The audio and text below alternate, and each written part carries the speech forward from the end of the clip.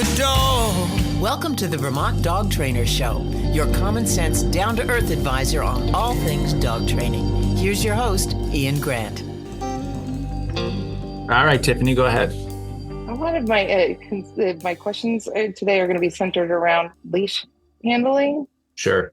I went to the farmer's market again yesterday, and I had to work through my fear of judgment all day long. Yeah. I got a new slip lead leash for Bader. It's thinner and it's one of the corded ones, but I love the stop on it because it has a spring stop to it versus like a clamp. Yes. Yeah. Okay. Which I prefer that, but it's causing I got some adjusting to do because it's gonna give me rope burns. Okay. So, but we've tried it a couple of times. I'm in week 7, 8, week 8 right now. Okay. Where you talk about avoidance, and I don't know. I guess maybe my questions are more centered around that. Let me start there. I think I have recognized some avoidance, but I'm not 100% sure. Okay. Bader has this thing where I will post her up, and then she puts her paw on my foot. It is pretty consistent. Yeah.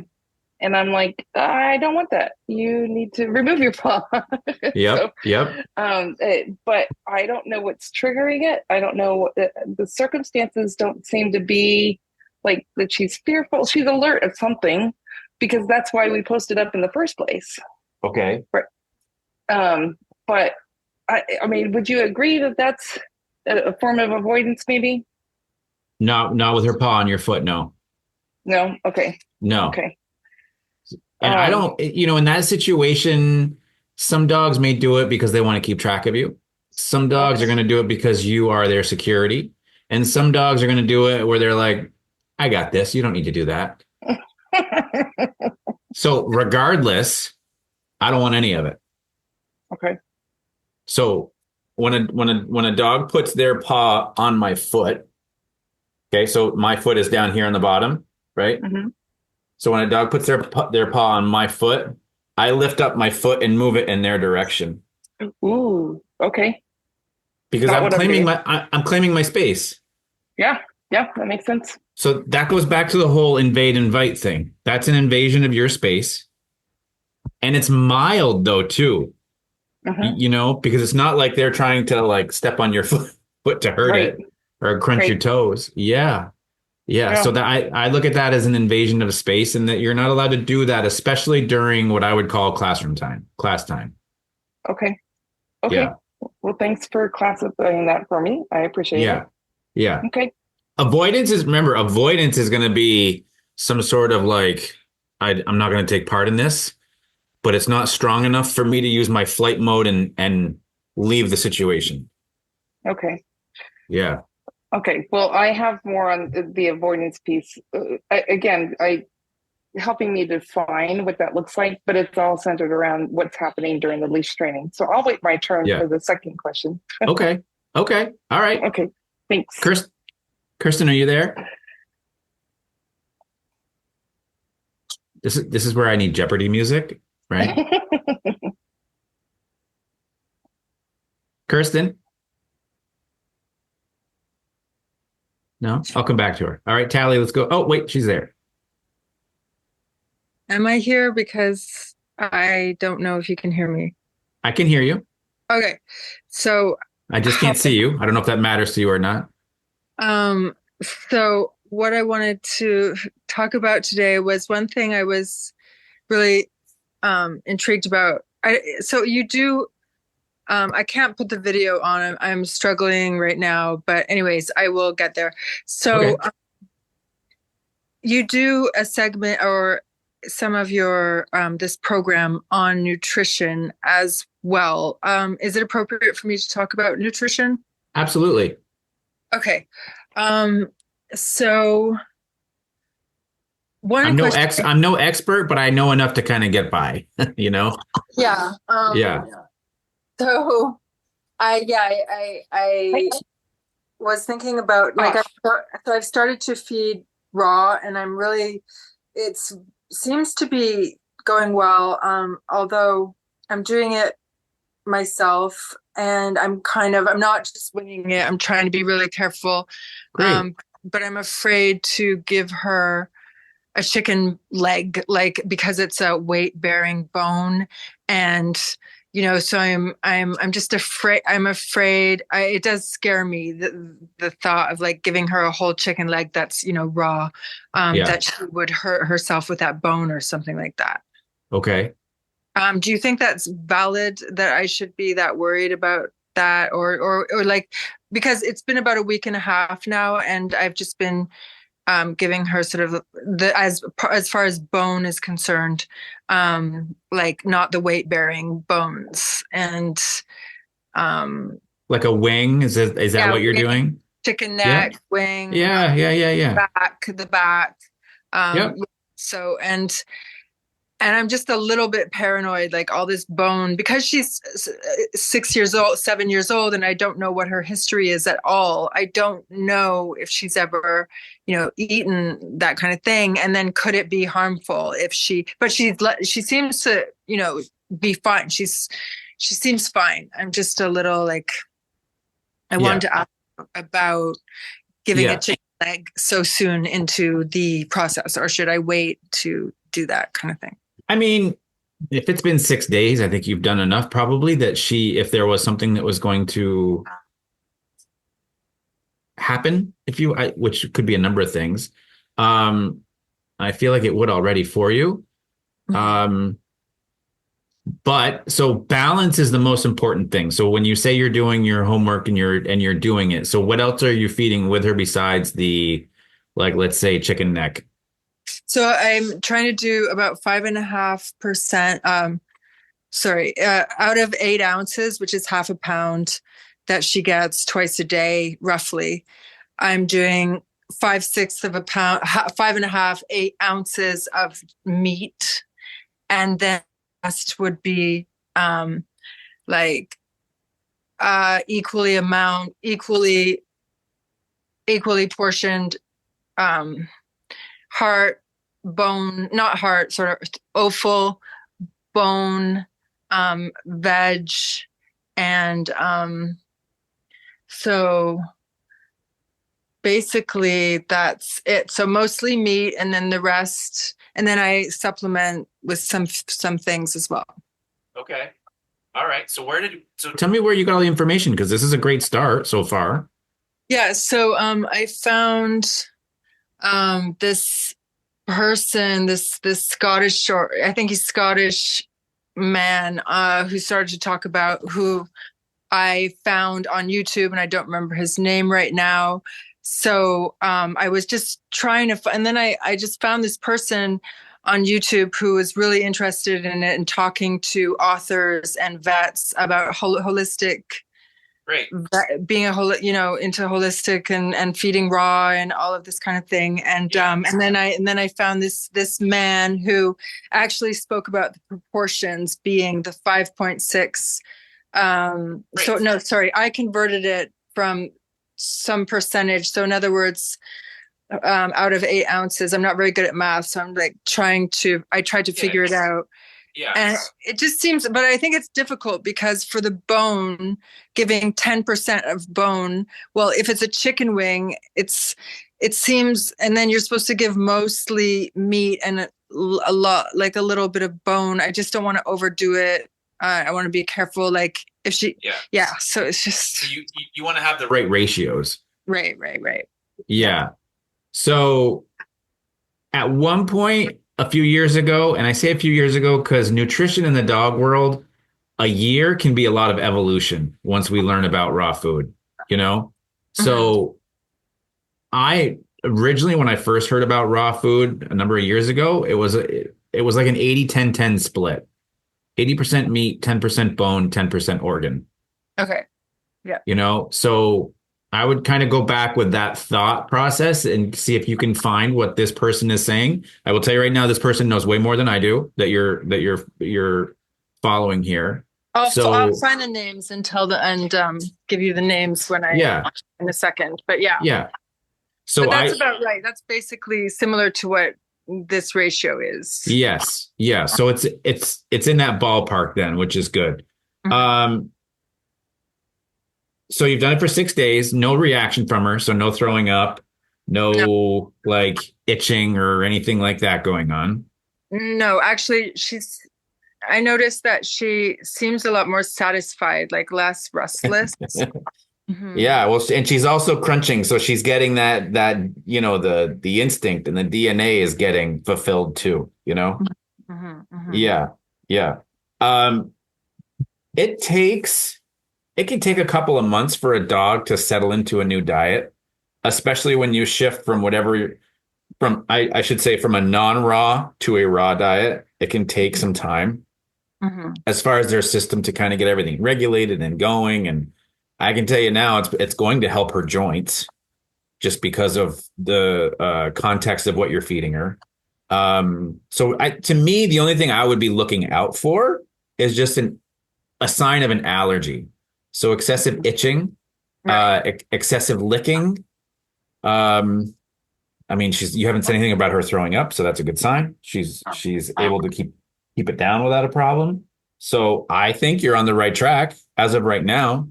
Um, I can tell you when I first started boarding out of my house, and this was probably one of the first 10 dogs that ever came for boarding. That was this beast of a chocolate lab. Mhm. Um, and their food that they brought him was just basically um it was chicken breasts with the bones still in it. And Mhm. this was 2007. So, unfortunately that was the only thing that they were giving him, which he needed more. They needed more than that. But the first time that I just put that thing right down in his bowl and he just chewed and he crunched and he crunched and he crunched, I felt like I was watching the Discovery Channel, like so Crazy. yeah, it's very different. It's not just this licking up and that's kind of it, and maybe you hear some chewing of some drier kibble or whatever there might be in there. But yeah, when you hear the bone, it's a little bit different. Um, you may, so the other thing too, as crazy as this sounds, Kristen, I would just keep an eye on her poop. I am. So it's Okay. totally fine. Yeah. Yeah, I mean, I when I wasn't feeding her raw and I started to cook for her, I was adding eggshell and I Hmm. added a little bit too much for the calcium. But now Yeah. she's not having the eggshell. Anyways, I added a bit too much and she did have constipation for a little bit, Yeah. like a day or two or whatever. But now so she's not, and it's fine. It's actually better, less like less constipated, but she wasn't constipated before, but it's just not as hard. So it's pretty Yeah. good. So I think it's Yeah. good. And Good. also I am giving her flax as well, a little bit of Okay. flax, just 'cause that has vitamin E and Yep. it's also really good fiber. And so Great. that seems to be good. So yeah. Yeah. So you don't I think so you think it's fine that I give her like weight bearing bones eventually, like chicken bones, like the I legs and stuff like Yeah, that? I will tell you, is that a term that person used, weight bearing bones? No, actually it's I had learned that somewhere else. But Okay. yeah, that's when someone said that Huh. and I picked that up. I realized, okay, that Huh. is interesting. Yeah. I've never heard it, in the context of dog nutrition. I've never heard anybody talk about weight bearing bones. So I was curious. Right. Yeah. Um, So the wings and the back and the neck are all like much, much more pliable, like not as, yeah, yeah, it's interesting. probably not as dense, right? Yeah. Yeah. Hmm. Yeah. Yeah. No, I mean, I think you're on the right track to start with. This is the thing too, right? Because when it comes to dog nutrition, a lot of times we're on our own because vets don't take a nutrition class Hmm. Hmm. Hmm. and they're only going to push what they've been taught, which is, unfortunately, it's a lot of crap food. Um, so that's what I'm saying. Like whoever you follow, which they clearly know what's going on. So I think you're going down the correct rabbit hole with this, and you just kind of see where it takes you, and you see what's best for you and your prep time and everything that goes into it, and the wallet, and then also for Zora too, to make sure that this is something that she enjoys, her system is cool with it, and it's repeatable, it's sustainable, you know? Yeah, it's actually so interesting to learn about cooking for a dog because I never thought, about it really before. I had a dog before and I just fed him the same thing every day. But Yeah.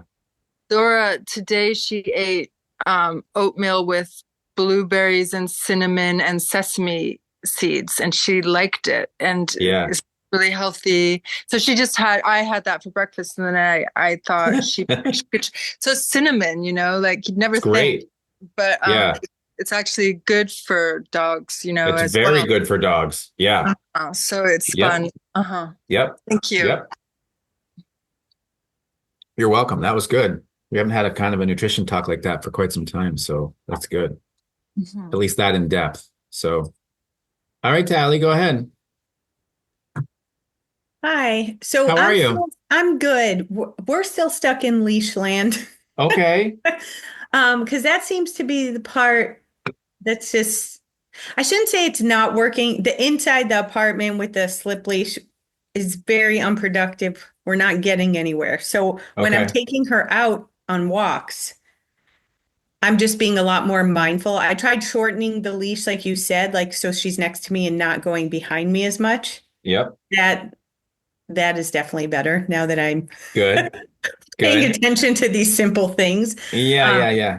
and I feel like I can kind of get her to do some of what you talk about, like with the leash training, only when I'm with her in the harness, though. Like Okay. she's resistant to the slip leash.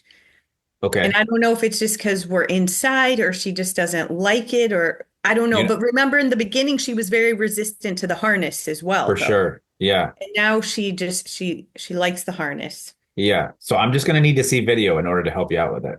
Okay. I mean, but again, it's like I put it on and then she just sits there or stands there. I It's know, usually but so standing. but so that's the thing. Like what I would do, Tally, is I would put the leash on her, so you know at least you're getting the ball rolling, and then go set your camera up on the floor facing towards you, so I can, especially because she's small. This is a great view for me. You know, then go back, grab the leash, and then start doing some stuff so I can see it. Okay. Okay, so I can see Yeah, you I walk think back and forth away from the camera and coming back, and away from the camera and coming back. right. It's just getting her to move is the problem. She's not interested in moving. Well, so there's one of two things. She's either saying, nope, not going, or I don't know what's expected of me right now. Okay. Do you see? Mm-hmm. Yeah. So that's two very different like states of mind. So you have one that's just going, yeah, I'm not going to do it. It You do feels it. like it's that. I don't know why I feel Yeah. like it's that, but it feels like that. She's just like, yeah, nope. Right. And sometimes some, she'll do that. The Like she'll avoidance. stand next to me and I try everything I could think of to get her to walk, even just like 3 steps. And Yeah. she'll do that head turn, the avoidance head turn, like, yep, I'm not Yeah. looking at you. Do you remember when I talked about the leash, though? How we have to slowly increase the pressure of the leash Mm-hmm. until she takes a step forward, and then we put slack in it?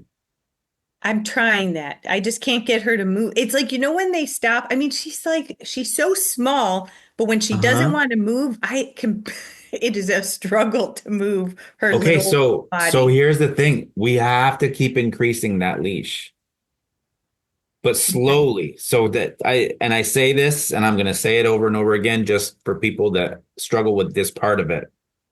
Our goal is to use as least amount of pressure as possible on the leash, right?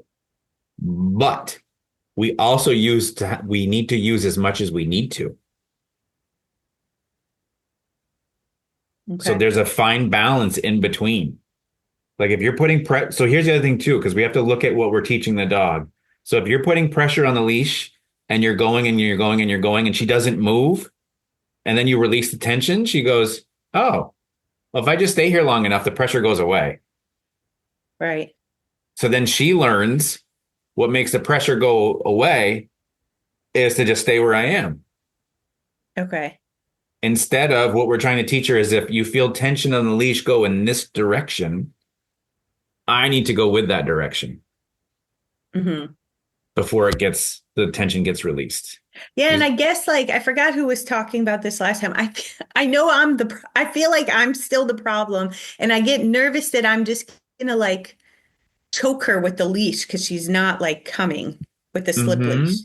Yeah. And I think I start to hesitate when I feel like I'm pulling, not choking, but in my mind I'm like, is this choking her? And I start thinking about it, and then she's still not moving. Yeah. So So then you give in. yeah, Yeah. And then I'm the problem. she goes, oh, 5 seconds of tension and then it goes away. You can train me how to do this. Just go ahead. I'll just stand here while you're doing it. Right. So every time you give up on it, you're reinforcing whatever state of mind she was just experiencing. Okay. Yeah. So now let's dig in. So you feel like you're going to hurt her. So has she yelped yet? No, Okay. So you're not hurting her in that context. Has she squealed? no, No. Has she whimpered? no. No. Is she feeling pressure of the leash? I would say yes. I would say yes too. Absolutely. So goal is to never hurt, harm, inflict pain, nothing. Never, never, never. So then I look at this and this is becoming a mental thing. So your mental block has become her mental block. You see? Mm-hmm.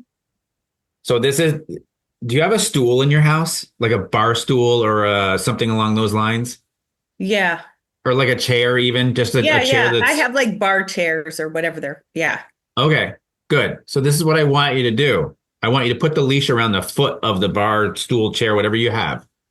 Okay? And I want you to go as very sensitive as you possibly can until you see the foot of the chair just move.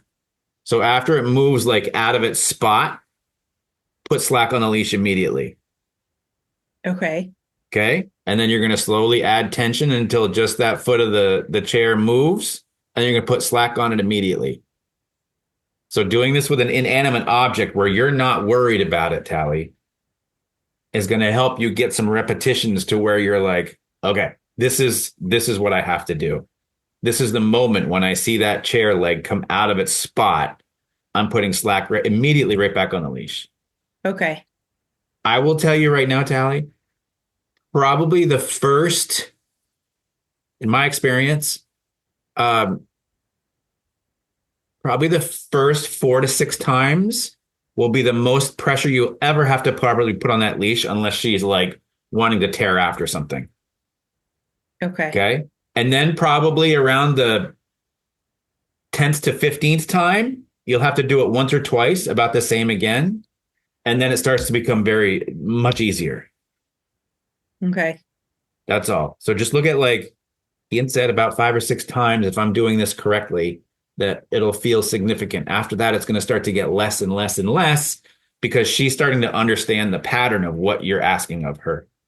Okay. Yeah. Okay. Do you remember? So you exercise a lot, right? Mm-hmm. How many, have you been exercising for a long time? Yeah. Like Decades. ever since you were like, No, probably consistently. Well, yeah, probably since like after high school, consistently. Yeah. So if you could think back to that time that you first did it, or maybe you try to do an exercise for the very first time, or lift a weight for the very first time that you've never done before, there's that unknown, out of coordination, fish out of water type of feel. So the good news is you only have to experience that once with this leash, right? And that's the first session that you're going to do this. After that, it becomes easier. So the first time is always the hardest. Okay. Right? Yep. Do you remember taking your driver's test? Yes. Yeah. We only have to take that once, right? Well, I only had to take it once. Yeah. Which is crazy, especially because there's people on the road that have been driving for 60 years and they haven't taken a test for 60 years. Yeah. But yeah, so we only have to, I mean, technically, you only do that once. Some people it takes a little longer, and that's okay. It's just learning curve stuff, right? Yeah, no, it's just funny because like at work this past week, I was explaining to somebody else the same thing. Like, it's always the hardest the first time you have to do something, you haven't done it. So, like, I literally gave that advice twice last week to other people, but I never thought to apply it to this. So, Yeah. Yeah. okay. So look, the next time you do it with her, say out loud what you're doing. Pretend that you're teaching me how to do it. Okay. Right? So look at it from a different like angle of like, okay, this is what I'm doing. This is what I want you to do, Ian. I want you to grab the leash and I want you to, right? Talk your way right through it. Okay. Okay? You got All this. This is I'm your biggest determined. hurdle. Yeah, this is your biggest hurdle. Once you get over this hurdle, now this is your whole learning experience for everything else. Right? So whatever next comes up, it's going to be like, oh, first time's going to be a fish out of water and I got to figure this out. But I did it before, so now I understand how to do it in this context and I have to take incremental steps, you know? Yeah. Yeah. Okay. Yep. Thank you. You're welcome. Yana, you ready? Yes, I am. How are you? Good. Well, kinda. I just come Kinda. to the realization I have 3 dogs. I really have to put in a lot of training, Yep. and that's kind of hard. Yep. It's because they're all the same age, roughly. Uh-huh. So, and they're all rescues. Yeah. So, and So I want to give you some context because I know how you're feeling right now, where you're like, I got 3 dogs, I got a lot of work to do because I want to create a new routine, right? Is that kind of how you're feeling? not a new Yeah. routine. I just need to wanting to them to be all on the same page what I used to have with my other 2 rescues, and they're Right. not on the same page. Right. And Yeah. I can tell you, so, I ran a daycare for 15 years. So it was always bringing the dogs in a certain way or whatever, And so just before we shut down for COVID, it was getting to the point that we had so many dogs, and I was, of course, a little short-staffed at the time, that we just we couldn't be as active with the dogs as I wanted to. Mhm. Got to the point where we had 25 to 30 dogs a day, and there'd be like 3 of us. So it's not exactly like we could take, all those dogs for a walk for the first time for a pack walk.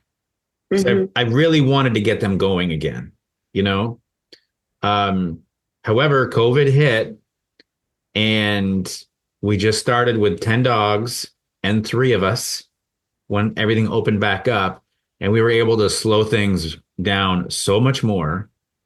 And then we started to build it back up again. Brought in more dogs, then I brought in more staff, brought in more dogs, and I brought in more staff. Then it got to the point where we could take pack walks with 25 dogs. And so I don't know what would have happened from that part of my business if COVID didn't hit and it actually gave us a chance to slow down and start back up again. But so that's where I feel like you're at with what you're saying is like, because I will tell you, I had it before. I had all that at my house before I moved into some warehouse space. I was walking 10 to 15 dogs on my own every morning for an hour. But that's because I had started out with 3 or 4. And I just built that up over time to create what I wanted to create, which I'm guessing is what you had created with your previous dogs, right? Yeah. Yeah. And I was able to do 3 dogs, but then, it's my thing is I'm like Tali, I'm still at the leash. So one of the new dogs got it. Bradley got it, where he will sit at the fence. He's way calmer, so it's better. Yeah. But when we walk, he still wants to be ahead, always going ahead. That drive that's just so in him, ingrained in him. Always forward, pushing forward. Yep. And I feel like I'm strangling him. It's like I pull and I reject it. Yeah. And the leash is fine. Next thing would be he wouldn't be breathing. Sure. Some dogs have no sensitivity to it. They just go. So I don't know. It's again, I feel like with him, I will have to do it 100 times or maybe 1,000 times. And that 1,001 time, it's going to make click. That's what. So you're using a slip leash on him now? yes. Before I did the gentle lead. I was just going to ask you about that. All right. So tell me how that went. Yes, I could be better. That's how I actually was able to take him to the vet. Okay. So that's what you need to use with him. Oh, so I go to him with the, okay. Yeah. Okay. So here's the thing too. So just like what I was saying with Tally, right? So if Tally puts tension on the leash and her dog doesn't go anywhere and she releases the tension of the leash, the dog learns I'm good to go, right?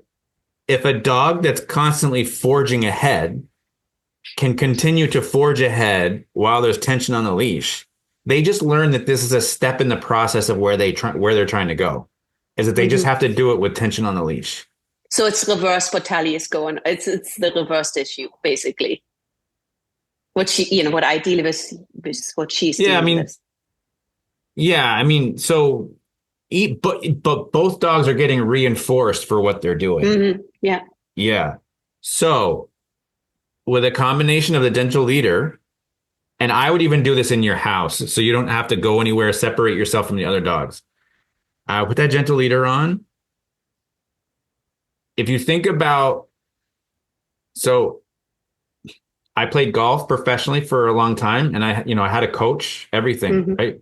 And so he always used to tell me, if he saw something wrong with my swing, he would tell me that I would have to feel the exact opposite in order to bring it back to neutral. Does that make sense? Yeah. So let's say if my swing was going, and I know I'm talking golf here, just bear with me. If my swing was going way up here like this, if my arm was going way up and it needed to be down here, he wanted me to exaggerate coming around like this. So then it would bring me back up here to more neutral instead of back up high to where I was. So you with me so far? Okay. Because your guy is forging ahead so intensely, what's the opposite of that, Yana? Being behind. So let's talk about intensity instead of position. Okay. Give me a scale of 0 to 10, how intense he is. You know it more than we do. You mean that? Okay. I would say he's an 11. He's an 11. Okay. Yeah. So what's the opposite of 11? 0. Okay. Now, obviously, we're not going to walk while our dog is sleeping. I would consider that a 0, right? Okay. Right? We have to be fair about what our expectations are. I mean, 5, 6. Yeah. So I want him down. I want to teach him that I'm going to walk him at a 2. Okay. So in order to do that, that means I have to go slow. And I have to go physically slow if I want him to slow down physically as well. So I'm just going to put him on leash in the house, and I'm going to put him into a sit, and I'm going to hang here for 30, 45 seconds, because if he stands up while you're just standing there, I'm getting him to sit back down. He stands up, I'm getting him to sit back down. When he can sit and settle, now I'm going to take 2 steps and I'm going to stop. And I'm going to just stop him. I'm not worried about putting him into a sit at this point, just going to stop him. And then when he can settle like that, I'm going to take 2 more steps and I'm going to stop, settle. So his brain is so like, whoo, I have to go and I have to go. And not only do I have to go, I have to feel this at the same time. So the gentle leader is going to help you get more influence over the brain. Number one, that's where I was going to go too, because we need a little extra for some dogs. So that, and then just putting in repetitions of you going slow with him so he knows what to expect. And honestly, it's a perfect time to make that change so that the gentle leader now has the meaning of going slow. Does that make sense? Yeah. Yeah. And he's used to it. I didn't had an issue with him using it prior. So good. So I would say refusing it. Yeah, I would say do 10 minutes of that. Once a day. Okay. And Go. So you mean for a while, like for a week, not to go walking at all?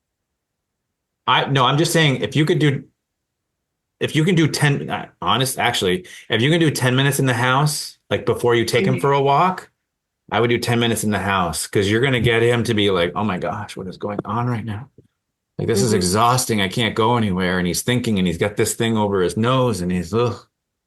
So it's really draining energy. And then when you get to that doorway, Yana, everything has to come to a halt, right? Like that Mhm. door has to open while he's right here settled next to you. You are not going through that door until we go through it as a team. Okay. You see? Yep. That. I think this is going to be good for you to help slow things down. Remember? So when I say the opposite, we're going to slow it down. We're taking 2 steps, stop, settle. Mhm. Take 2 steps, stop, settle. So he has Mhm. to feel the exact opposite so that when you do go for a walk, you can walk him at a 4 or a 5. Mhm. Yeah, right. Bringing him more back to that neutral state of mind. Yeah, because I've been really I mean, it's been the last week. I really made a point taking the dog separate, walking separately. Yeah. So that's how I really noticed this dogs on their own. So one Yeah. did really great, one is perfect, and the other two are same issue. So Yeah. And don't be afraid if you want to use the gentle leader on the other dog too, whoever that is. oh yeah, yeah, yeah. You know, Okay, thank you. you're welcome. Good talk. That was good. All right, Tiffany, back to you. I may not have any other questions. I mean, I do, and I can develop questions, but you've answered so many of them. Oh, good. Um, so the other day I took Bader out, and we were probably out for about 20 minutes. And then this is after, I say total minutes, total 20 minutes. That was after going through the figure eights through the house and then going in and out the door until she calmed down. And then once she calmed down, we went back, it went to the driveway, figure eights again, felt like we had it. We went out on a walk. There was a gentleman, this is like 4 o'clock in the morning, it's dark, but there was a gentleman that walked around us from the back, spooked her, said hi to her, and kept walking.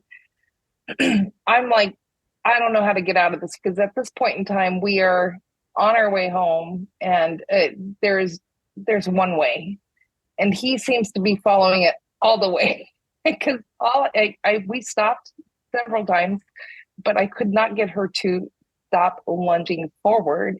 Regardless, he was so far ahead of us, and she was picking up his scent or something, Yeah. but Yeah. she was not letting go of it. So the question at this point in time is, like, I was completely unsuccessful in getting her to calm down after multiple stops. And this probably goes for every situation that I've been in, because we get too far away from the house. We get too far away from a safe zone where I can, let's start again kind of a thing. And so I don't know. I don't know what that looks like. And maybe I'm just doing it wrong. Were you sketched out by the guy? No, I mean, anybody who pops up and, I would be. it's 4 o'clock in the morning. I took a risk. Yeah. 4 o'clock in the morning.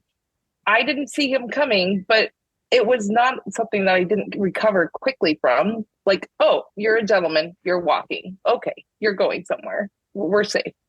Yeah. So I don't think I took a while to recover. I think maybe it was a moment. Okay. I was more freaked out about the fact that I couldn't get her to calm down. That's where, if my energy went up, that's where it went from. The source of my anxiety. So when you said he spooked her, did he actually like reach out and touch her and pet her? And like, I'm going to say that there was a lean. It wasn't a direct, because I wasn't acknowledging him. Like, I gave him body language. It's like, go away. I feel yeah, yeah. And so he just kept going forward, but he leaned in towards her a little bit, I guess.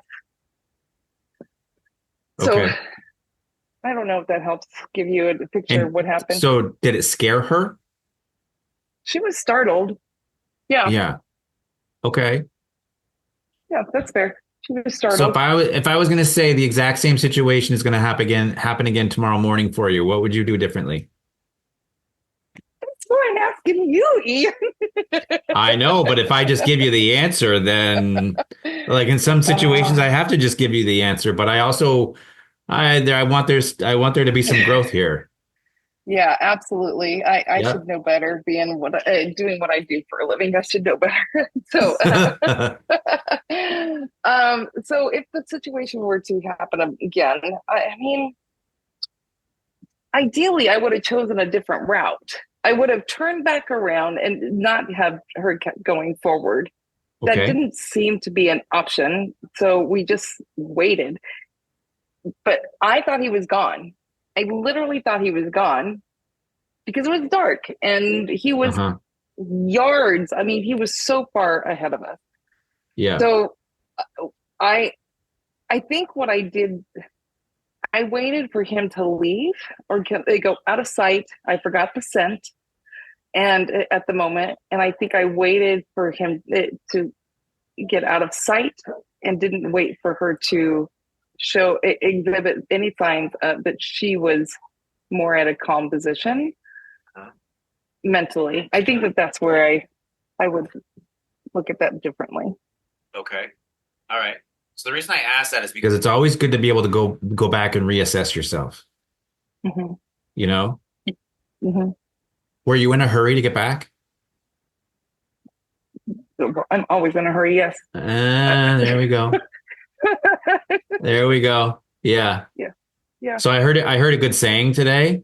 So I just so you know, so the last 2 days I've been at a basketball camp, um, like taking part in teaching kids, like 80 kids, you know, like there's classroom time, there's basketball court time.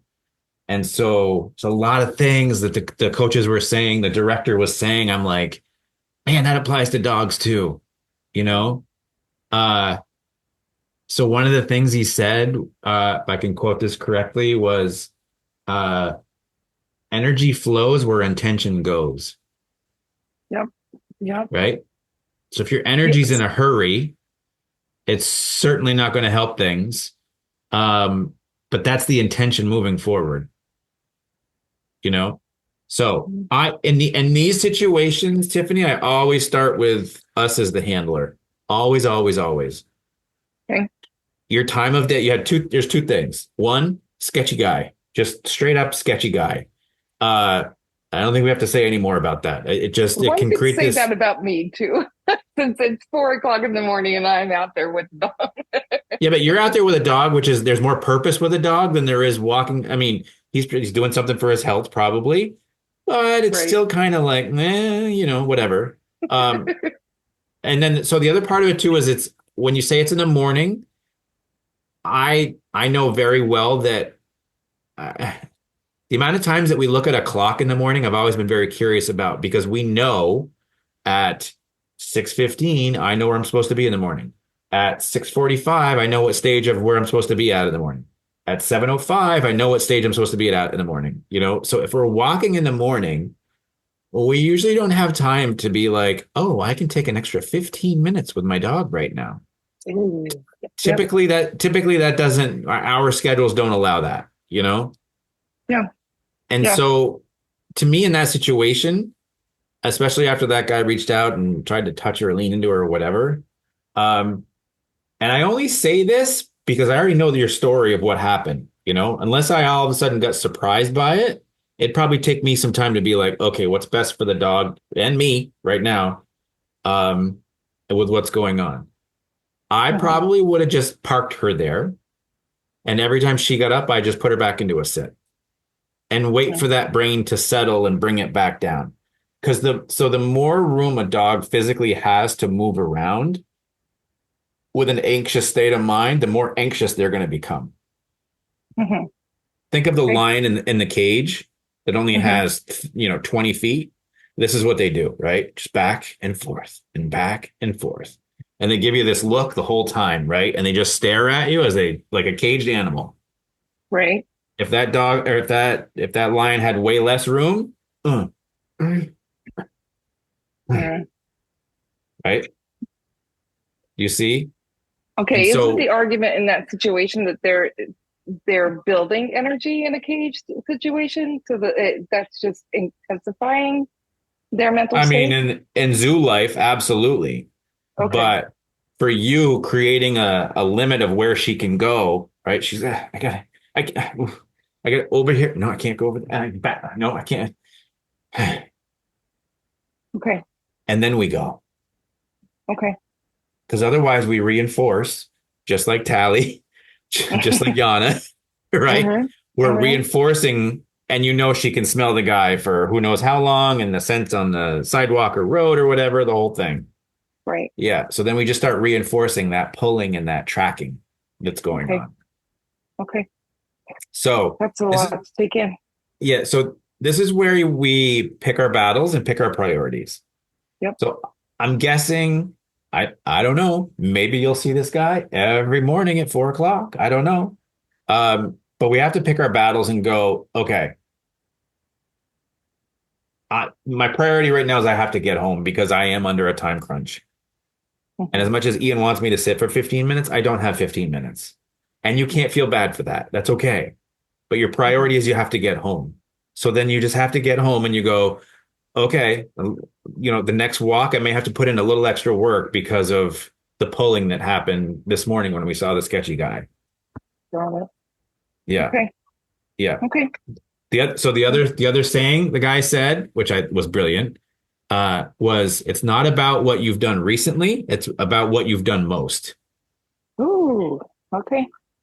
Yeah. And he's just We talking to need- kids. He's just talking to kids about their habits playing basketball, you know? So, but it's brilliant, right? Like, Yeah. yeah, all these little one-liners. I was like, oh, I can't wait to put this on social media because I think this is going to resonate. That's what I did with the one this morning about the comfort zone. Did you guys see that one? No. No. That one. So he said this one hit me like a ton of bricks. Our comfort zone is a magical place where nothing grows. Oh. Right? Yeah. All right. Yeah. Which is actually why you all are here. You are out of your comfort zone here. This is not something I'm guessing you've done all sorts of times with other trainers. And if you have, great. If you haven't, this is out of your comfort zone until you get comfortable enough to be a part of this on a regular basis. So Yeah. this is growth. Yep. Yeah. Thank you. Yep. You're welcome. That's good. Good. Kirsten, you there?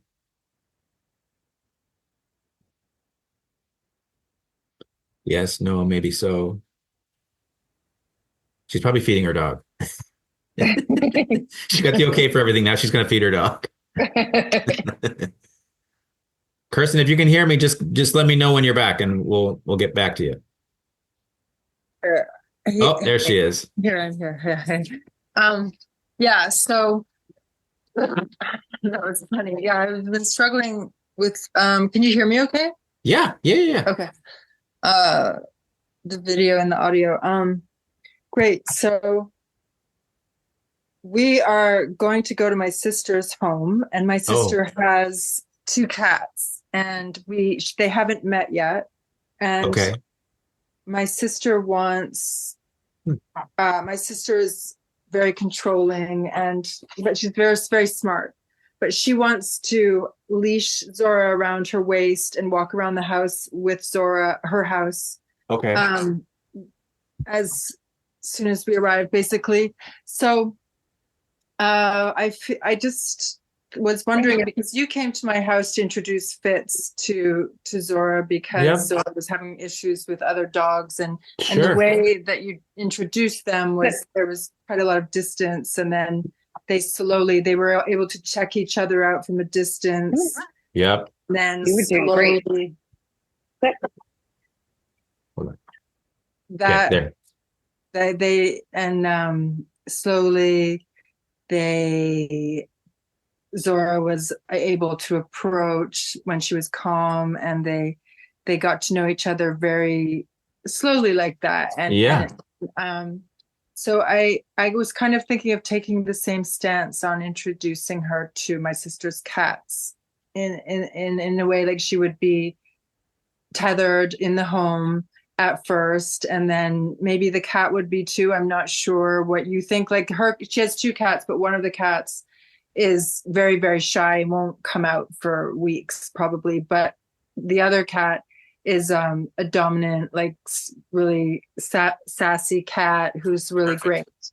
Okay. So I was wondering what your take on it would be to how to introduce them and stuff. So does she chase after any squirrels, chipmunks, rabbits, or anything like that? I haven't really noticed that. She does become alert and interested, but I haven't seen her. I mean, actually, maybe I have seen her chase. It's not something that it seems like it depends on her mood almost in a way or something. I'm not sure. Yeah. It's not, I mean, you've never, in all of our conversations, you never mentioned to me like this drive of like chasing after a squirrel and sending it up the tree and being super intense about that. No. Okay, good.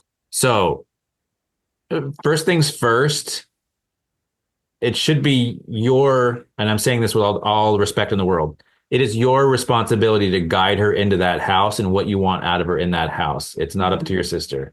Right. That's what I was thinking. Yeah. Because I want you to show her that you're going to advocate, but also, she has never been in that house before? No, she hasn't. But I do know that she grew up with a cat, apparently, according to her records, that they groomed on each other and that she was close to a cat. But who knows about, I mean, I guess it's probably not a lie, but you just never know. So, yeah. So she did. Yeah. I've never heard anybody lie about anything like that. So I think you're in the right boat. I think you just take it slow, Kirsten. You just walk in and you have the leash tied to you. Just pay attention to when she sees the cat.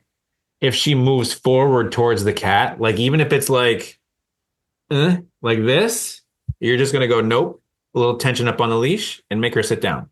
Mm-hmm. So no forward movements towards the cat. Mm-hmm. Because if you think about the forward movement, what's happening to the amount of space between Zora and the cat? What's happening in this gap of space right here if Zora takes a step towards the cat? Yeah, I mean, the space is getting smaller. Right. So remember what I did with Zora with Fitz, right? Yeah. Couple of steps, but only when she might have been a little curious or when I felt like it was an okay time to do it. Yeah. Yeah. So we're not going to take a step towards each other when our eyes are locked in and staring at each other. Right. Right. Okay. Right. So we're going to wait. Go ahead. That could be a few days, of doing this and just, I don't think it would, I'd be surprised if it takes you that long. Okay. But it depends on the cat, right? Because the cat could so the cat shouldn't be tethered, do you think? No. Or like by my sister held on a leash or something like that. Just unless the cat is very aggressive, but he's not an aggressive cat. So So if this is the cat mm-hmm. and the cat's moving towards Zora, if Zora's backing up away from it, then I want you to stand in front of Zora and be like, you're not going to make her feel that way. Okay. So that's you advocating for her. Like, I understand how you feel. Mm-hmm. I'll take the pressure so you don't have to, which in reality, you're not going to feel any pressure from the cat, right? Like, it's not like the cat is stalking you. Right. So you're just helping putting a barrier up. So you're like, Zora, you don't have to feel this. I got you. Mm-hmm. Yeah. So at least you're minimizing it. And then this is more about space and time, really. I mean, it may take a couple of hours, but remember what we want to see from Zora is this, Kirsten, is when she goes and she's sniffing and she's trying to like, where is this? Like trying to get a stronger scent of the cat. Mm-hmm. That's her curiosity. So her energy is different when she's sniffing. So if she's trying to move towards the cat while she's that way, we'll move towards the cat when she's more curious. But we're not going to move towards the cat when she's like this. Right. Yeah. I'm guessing that cat's probably one of those cats that would just kind of like just a little pop on the nose, probably, Yeah. And that would be that.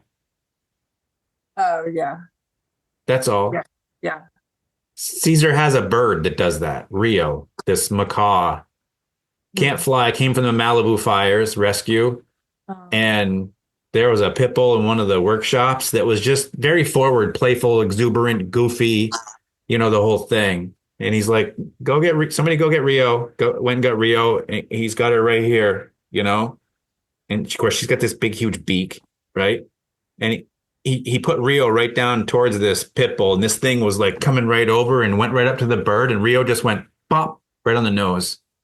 And that dog like jumped back, looked at that thing. And in that moment, Caesar put Rio on the ground and the dog just was like, you need space. I got it. It's yours. No problem whatsoever. I'll give you everything you need. Yeah. Just one touch. And that was that. It was one of the coolest things I've ever seen in person. I'm guessing that cat might be that way. Yeah. If you say, if my definition of sassy is kind of what I'm getting from what you're saying, you may experience that. Yeah. Now, and if she, at that point, I'm not going to be. So, in other words, that's Django is the cat's name, asserting himself and his space, and that's cool. But on the other hand, you had said get in between Zora and the cat if the cat tries to be aggressive towards Zora, but the Bob. Yeah, if you're getting super strong eye contact, so that's the difference between like, right. I mean, I don't know many cats that are just gonna like come on over and just be like whack, They're gonna tend to study the situation, and you'll probably experience it more maybe when Zora gets curious, and that curious energy is more accepted from Django. Yeah. So you may see it at that time. So here's the thing. So let's say the cat does that, right? And Zora kind of pops back, but her flight mechanism does not kick in. She's still right here in this vicinity, right? At that time, drop the leash, you're good to go. Okay. Yeah. Because she knows already. The other part of it too is Zora doesn't have that in her. Yeah. She doesn't have that like, no, you're not going to touch me. No. Yeah. So, I mean, I'd be surprised if it came to that with the cat, but the cat's going to be more in their dynamic. The cat's going to be more dominant than Zora, and that's okay. Yeah. If we accept that natural order and don't go against Mother Nature, we're good to go. Exactly. That's how I feel about it. And so it's hard to put that into words to say to my sister, like so that she doesn't worry, because I know what she wants to do is have Zora around her waist, walking around the apartment 24/7 with Zora attached to her. And so I will have Zora on the leash in the beginning, and then, but like, how do I say to my sister? So it's going to be, so, cause I want her, like, I want Zora to feel my vibes, that I feel confident, and not that I'm going to, be stressed out that my sister's going to be really worried or something like that. You know what I mean? So I think so have Zora and your sister met? Yes, but in the beginning. So yeah, they did when Zora first got here. Okay. So for me, it's going to be harder for Zora to handle the situation being connected to your sister in that environment with the cat around. So you're actually creating more stress to her than if you are the one that's connected to her, because you're the one that provides guidance. Yeah. Right. So in this situation you need to be the teammate, not the spectator. Yeah. So I'll just tell that I'll make my sister understand that, and she'll be cool with that. Yeah. You just say, Ian said it's going to be more stressful on Zora for you to walk around with her than it is for me. Exactly. Okay. Yeah. Always bring up my name. And this is for anybody and everybody when you're talking to your family about your dog. Yeah. Ian said, that's all you have to say. Because the difference between Ian said and I think is enormous. Right. Enormous. You're not going to get any respect from the I think compared to, oh, you have been working with somebody. Oh, okay. All right. Well, I get it. Her intentions are 100% pure of wanting to do it the right way so that they can coexist. I get it. And I commend her for at least thinking about that. In my world, I want to be there for my dog. Exactly. Yeah. Yeah. Yeah. And I really don't think that Zora is a threat to her cats, although I've never seen Zora with cats, but I just I'm afraid to have that feeling at all, because I just think that maybe that's what triggered her issue with other dogs, is my stress around it, because my other dog that I used to have was always tense and weird around other dogs, especially when he was on the leash. Yeah. And she's just such a softie. Like, I don't know what's going on with that. So anyways, that's another topic, but yeah. Yeah, but so this is a great opportunity for you, Kirsten, to work on your breathing and centering yourself while she's connected to you with the cat in the area. Yeah. Because that's a good practice that not many people get, so that if you do see another dog, you're like, okay, I've already practiced this. I know what it's supposed to feel like here. I know what it's supposed to look like. I've got her back. You know? Yeah. Yeah. You got this. Yeah. When do you go again? Sort of at the end of November. Okay. So you got a couple weeks. Yeah. Yeah. Yeah. Okay. Good. I mean, if your sister could record some of this, that would be amazing. Okay. Yeah. 'Cause I'd love to see Zora's body language with it. Okay, great. Yeah, we can do that. Yeah. Yep. Cool. Good. So I just say that just in case you still want to know, I did write it down. So this person named Rachel Fusaro I found her on YouTube, and then she interviews people around dog everything. And so she spoke with Dr. Judy Morgan, who is some sort of holistic vet. And then the cooking stuff that she also spoke with Dr. Connor Brady, really interesting guy about food and nutrition and dogs in general. So yeah, that's good. Good. Excellent. Okay. No, it's not too often that vets and are pushing the raw stuff. So it's good. There's starting to be more and more and more of them too. So so these other two names that I'm going to give you are really good resources too, depending on how much, again, you want to go down the rabbit hole. Yeah. So there's Rodney Habib, Habib. And then there's Dr. Karen Becker. Okay. So they're the ones that just wrote a couple of books, The Forever Dog. Okay. Yeah. Great. Thank you so much. I wanted to ask you about that actually, because yeah. And so they have a community, I think it's called Planet Paws or something like that. So again, you go down the rabbit hole as deep as you want to. It's totally, totally up to you, because that can be bottomless. It feels like sometimes. Yeah. Yeah, cool. Definitely. Good for you with doing that. That's great. Thank you. Yep. All right, Tally. So I want to ask you a question about her. I don't know if it's her energy or something related to that, but before I do, I just wanted to tell you, this has never happened before, but there's this lady who works in the main office downstairs in my apartment building. Okay. Who Maya loves her. The first time we met her, we were outside and she went right over to this person, and they have a little love fest. But the other day we were walking through, she likes to walk through the sometimes I told you she likes to walk the hallways, and I take her through the front desk area. And whenever she literally, I couldn't believe it. My heart was so full. She ran over to this lady, and her little tail was wagging, and then they were having a little love fest. But it's the only other person I've seen her get that excited about, except for me. And I don't know what it was. It must be that lady's energy. It's totally energy. Because Maya was not into that. That lady has a dog as well that Maya was not into. Oh, wow. That's also a rescue, because when we've seen her outside, but it was just such a cute thing, because she's used to be running away from everyone, and this person she's just obsessed with, and she's just doing so much better with all the different, she's getting more comfortable to see right when I say regular people, I mean people we run into regularly, like Sure, in the sure. bit in the building. So that's good.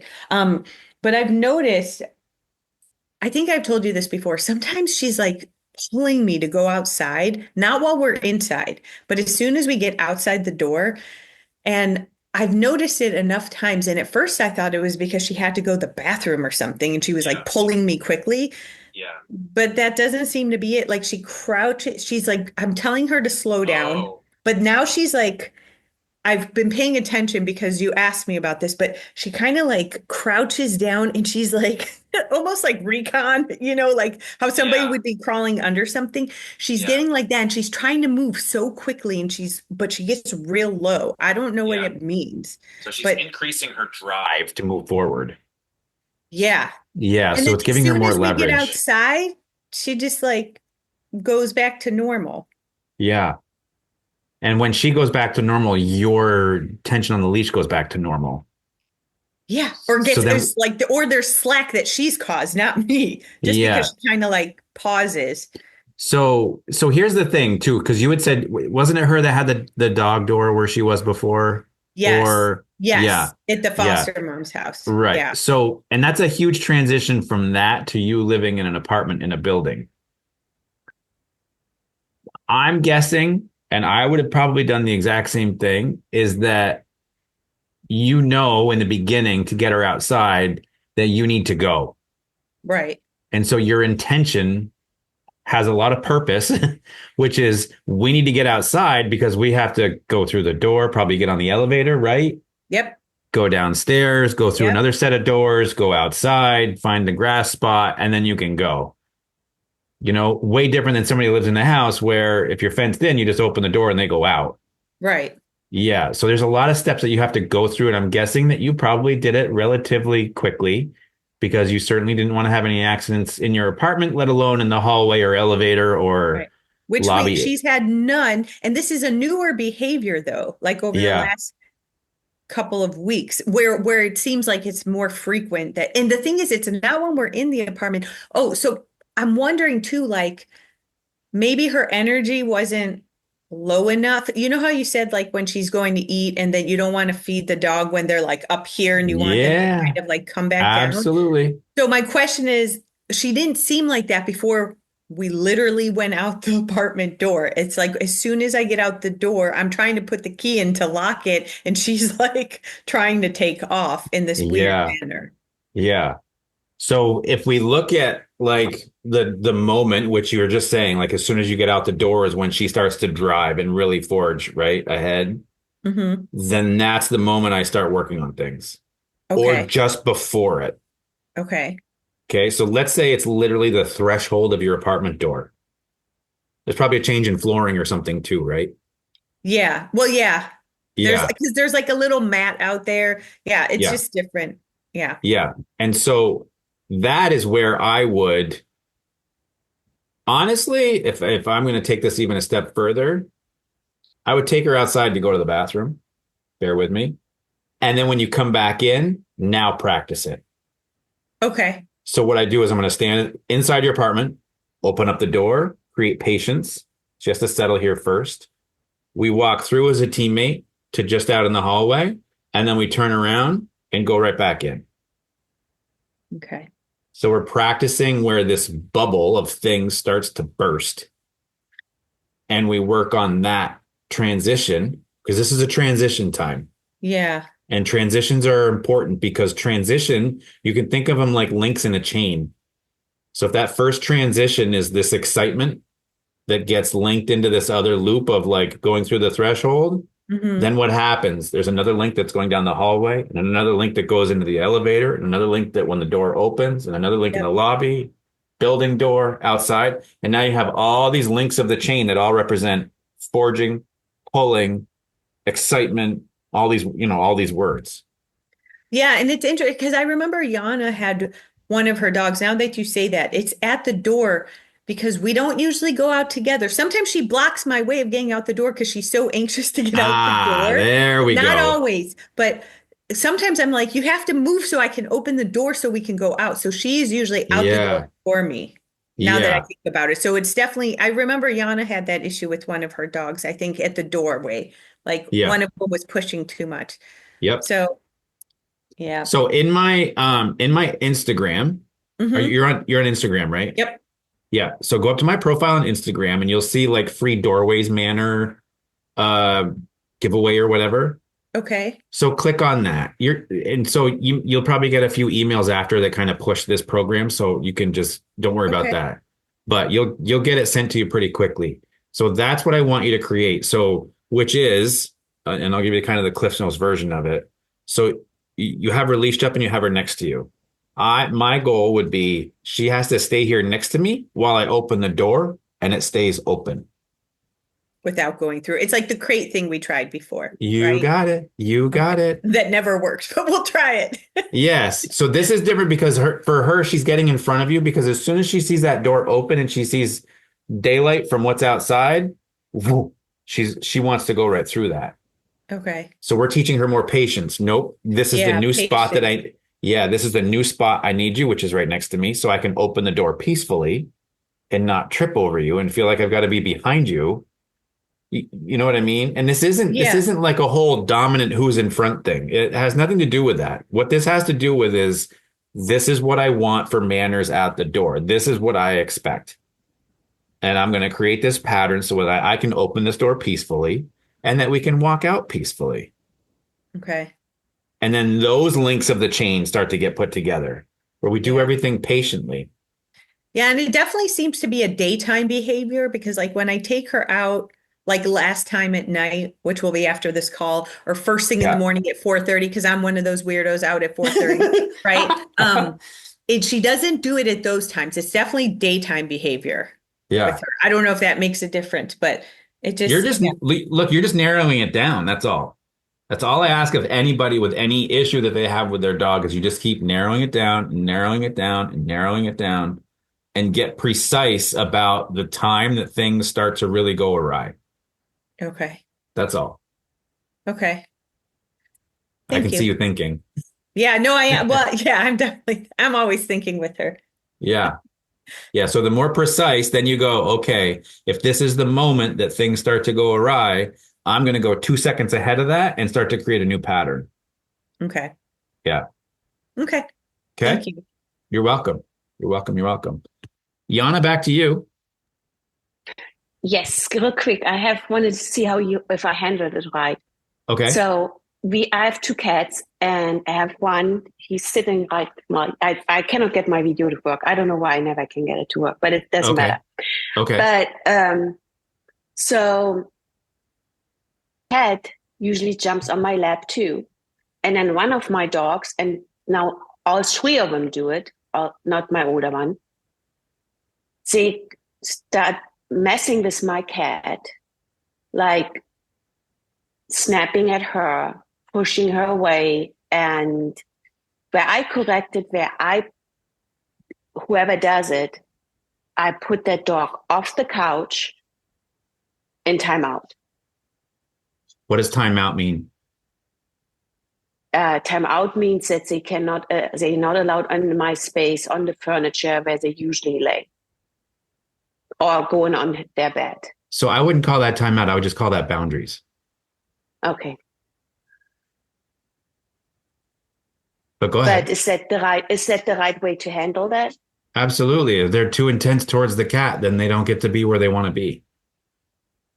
To me, there has to be a repercussion for that. And that's an appropriate repercussion. Now, if you got them and they kept pestering her, well, I need more space then.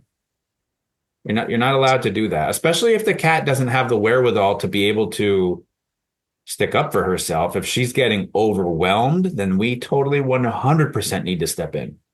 Mm-hmm. Just like what Kirsten was saying with Django the cat, we can't allow Django to just walk up and start pestering Zora. Zora's going to be like, what the heck does anybody have my back here? Or do I have to figure all this out on my own? That's not fair to any of our animals. So it doesn't matter if it's the cat overwhelming the dog or the dog overwhelming the cat or a dog overwhelming another one of the dogs in the house. We cannot allow that. But what would be, I feel that especially that particular dog is getting really kind of in an obsessive space. So what could I do besides just taking her off the furniture and out of the cat's space? I would put a leash on the dog, and I would be. So here's the thing: like when you can grab a dog's collar respectfully and lead the dog away from the situation, there's a good chance they're going to circle back around and come back, right? Just because of the level of intensity. Yeah. So I'm going to put a leash onto the dog because I feel like they need a little bit more. So do you have any kids, Yana? I have two, yeah. Yeah, but you have older. 2 kids. Sure. So I want you to think back when they were younger, like 3 to 8 years old, somewhere in that range. There's a time when kids in that age where they start to get a little borderline belligerent, where they sometimes get a little out of control. And we just need to take our hand and just put it on their shoulder and be like, hey, right? Hey, because my voice isn't working. So what do they need to feel? They need to feel a touch. That's all. Hey, we're good here, right? Or whatever you have to say to help settle them down. My opinion is in these types of situations, us putting a leash around the dog and guiding them away so they're feeling something physical, a physical touch. We're not talking about yanking and cranking and all that kind of stuff, right? Or corrections. We're just talking about a guide, but they need to feel a little extra that said, oh, ooh, this is a little different.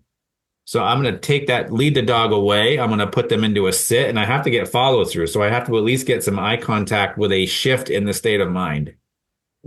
And then I go back to doing what I was doing. Maybe it was sitting next to the cat or whatever. And as soon as that dog, go ahead. I'm just really worried about, I'm noticing it, those 3 new dogs getting into a pack mentality. Yeah, it can happen. That's my worry. Yeah, so always address the most intense one first. Okay. Okay, because the intense one is up here. Let's say the intense one's at a level 8. And then the other 2 are at like a 5 and a 6, right? These are like the hype men, like, yeah, right? Yeah, go ahead. But so when we address the 8 and bring that dog down to a 5, then the other 2 go down to a 2 and a 3. Sometimes, a lot of times on their own, because they're like, oh, somebody came in with some energy that said that wasn't appropriate. So you can help create that shift to bring it down.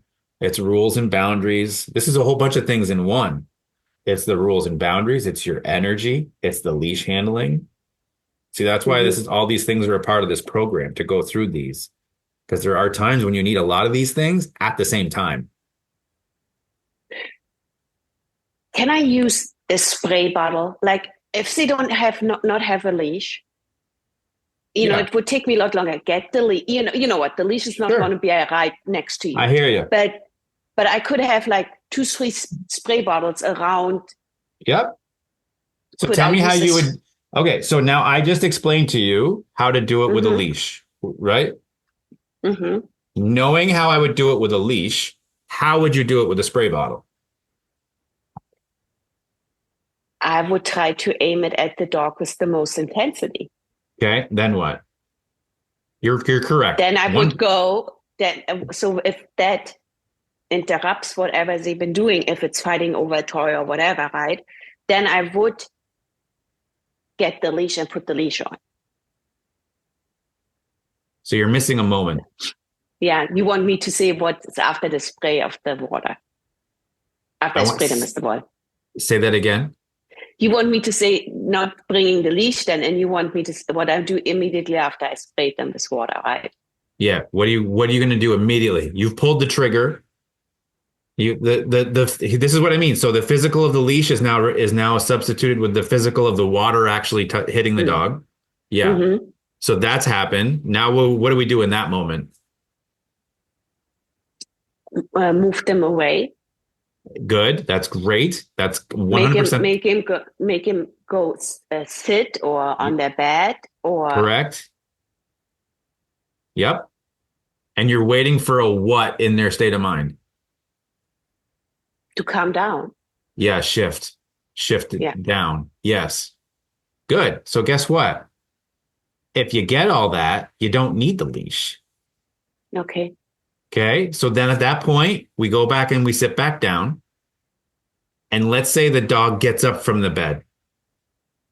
As soon as that dog gets up and takes one step in the direction of whatever it was just bothering, now I stand up.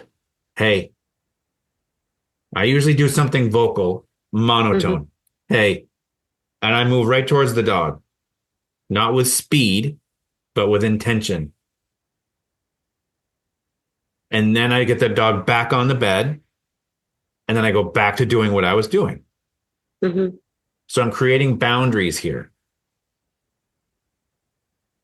Because eventually, if you do this enough, which we need the dog to get up a few times so that we can reinforce the whole cause and effect that's happening. So if the dog starts to get up, you can be sitting back and maybe snuggling the cat or whatever, and the dog gets up and moves towards you, and you go, hey, snap your fingers, put your hand up, be like, hey, this is the first signal that I'm giving you that if you continue to move forward, now I have to increase my intensity, which is I'm going to stand up, I'm going to move towards you, and I'm going to put you back on the bed. So over time, if we do this enough and we create this follow through, the first sound will take care of everything that you want it to. So if a dog is standing over a bone and that bone is in their possession, and one of their dogs that they live with comes over and goes, oh, a bone, right? The dog standing over the bone growls. The other dog just keeps on moving, goes, I don't even know what that means. And that dog reaches for the bone. And then the other dog that's standing over the bone tags the dog on the nose, right? Dog yelps and goes away. So dog picks up the bone, walks over, drops it. Do you think that dog that made the move to try to get it, that ended up yelping, is going to come right back in again? I have a dog that would do that. Probably, yes.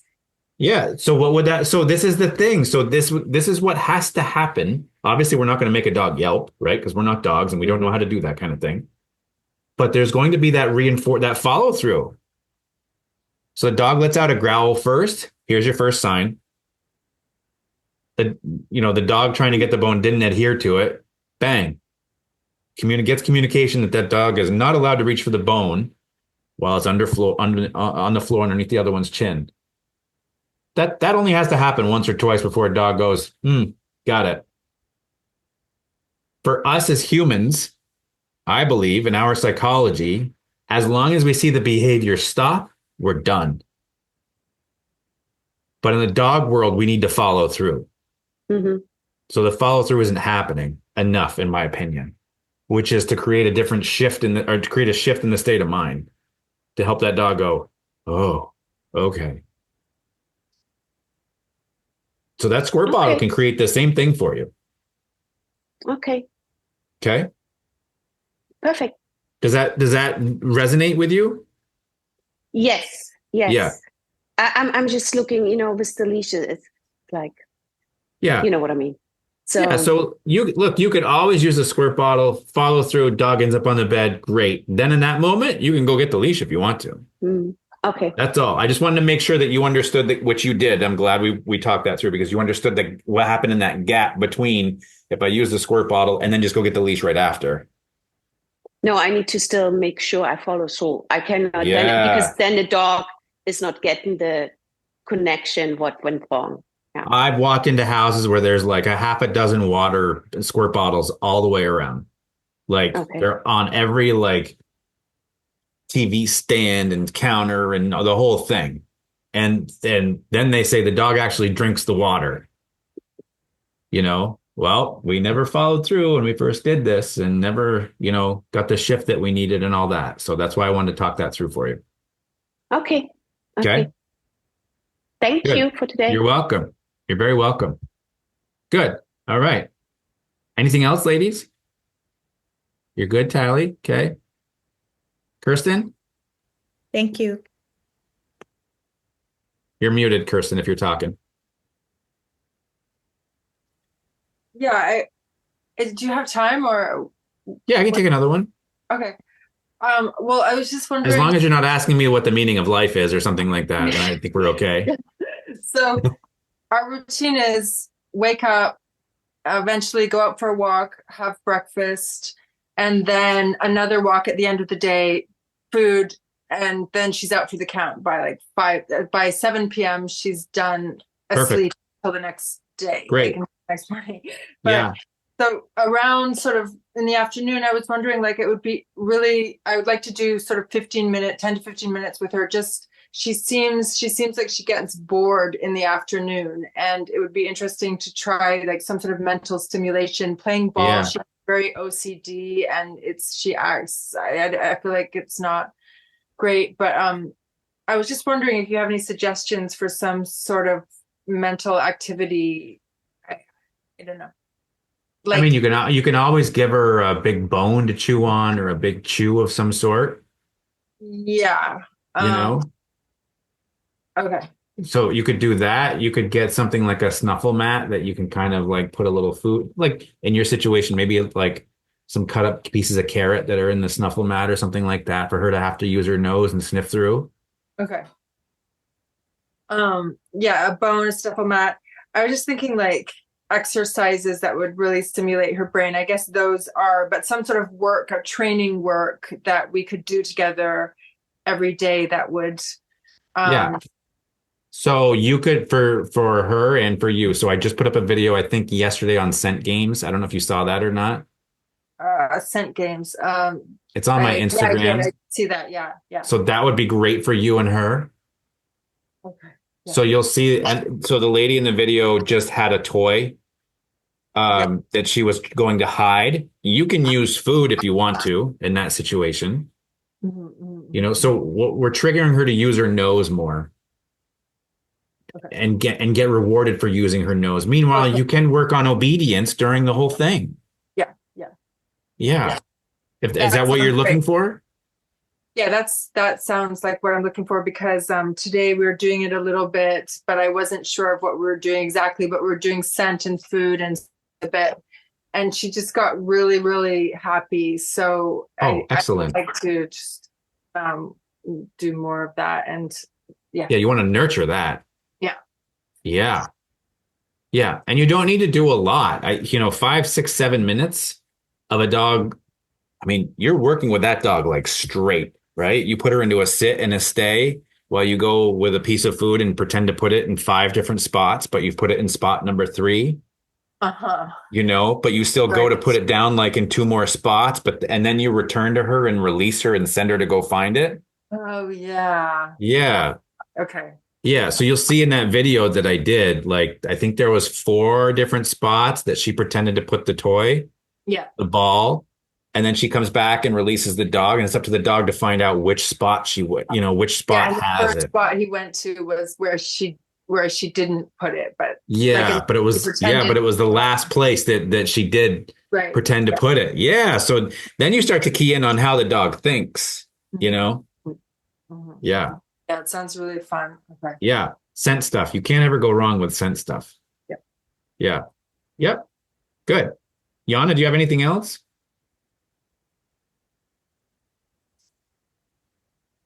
No, I'm good. I was just listening in. I got a lot of questions answered. I need to do the snuffle mats more. I need to get 3 to keep them busy.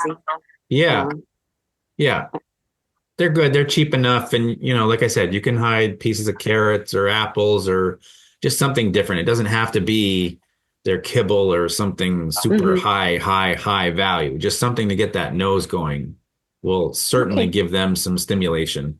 Thank you, Ian. You're welcome. All right, ladies. Well, have a good night. Thank you. You too. And, you're welcome. We'll see you on Tuesday, maybe. You can keep your pedigree family. This rescue dog is through with you.